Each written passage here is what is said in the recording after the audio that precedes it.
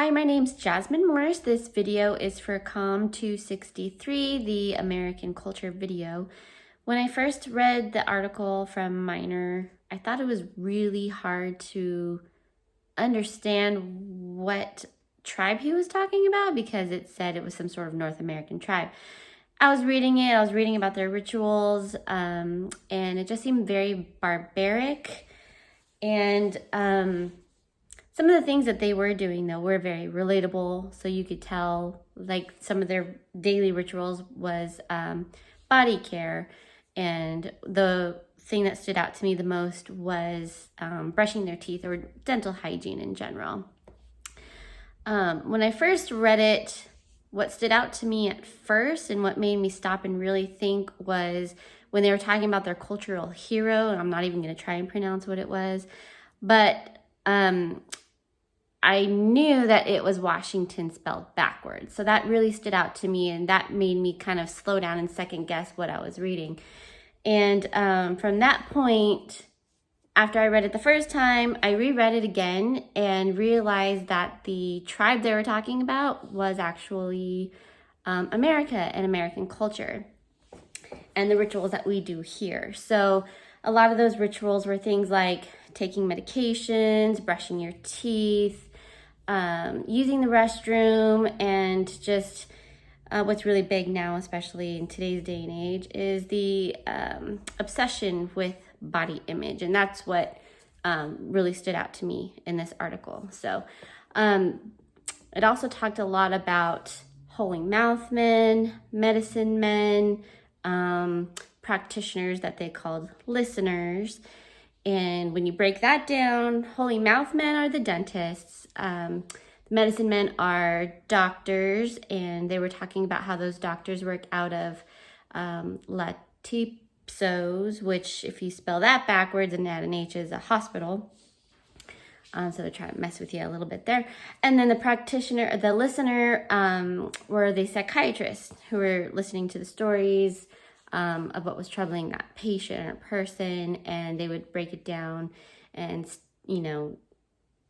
kind of bring all their things back to childhood. So the other thing that they talked about in the article were plastic surgeons and how they would perform, breast augmentations or reductions for women. So I just thought that was kind of interesting. When I read it the first time, I'm like, what the heck is this tribe doing to women? And then the second time around, when you realize it's today's culture, it's like, okay, that makes more sense. So describe communication pattern, ritual, and culture. So the pattern that I saw, or ritual, would be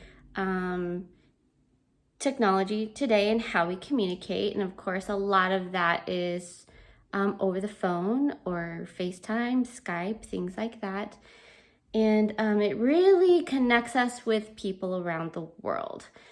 You can text, call, send emails, FaceTime, send photos, and all of these things now are just socially acceptable. Whereas before, you wouldn't go and make a phone call to talk to somebody. You would leave your home wherever you were and walk to meet that person, or ride a train to go meet that person and talk to them in person. But we don't have to do that now. We have the capability to contact people within seconds who live across the world and have a conversation with them pretty much immediately. How has technology changed throughout history? Well, we don't use rotary phones anymore. There's pretty much no such things as payphones anymore. And let's see. We don't really do letter writing. Instead, we have cell phones, emails. The Army used to use Morse code, which they don't have to do that anymore, unless they still do. I don't really know. But let me see. These things I do believe can be both beneficial and detrimental to American society.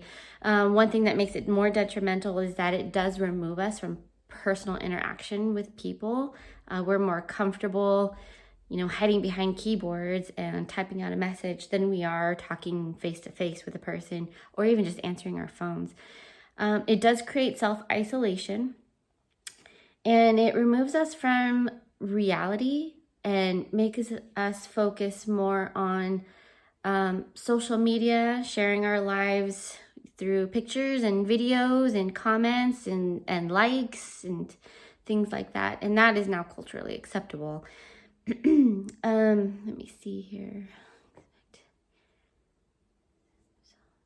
The other thing that does make it beneficial, though, is that we do get immediate responses or immediate results from using technology when we try to reach out to people.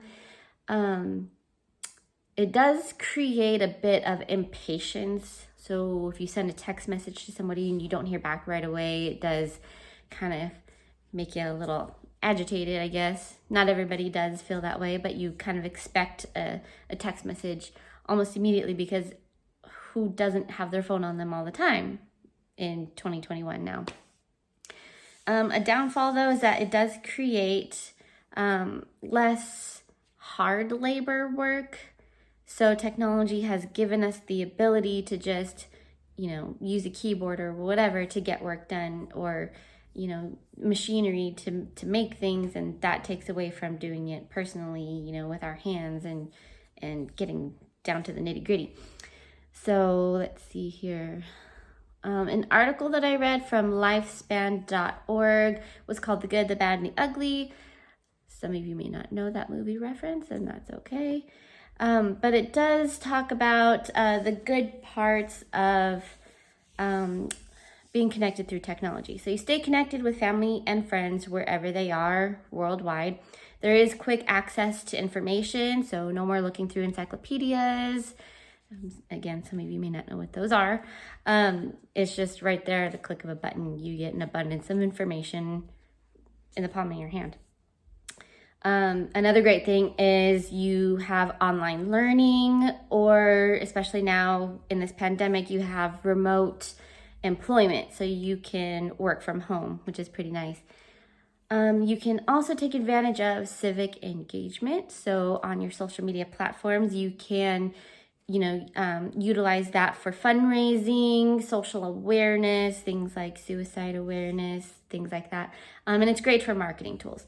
Now, the bad is that you have online versus reality. So you have less in-person socializing, and then you start to lose those social skills.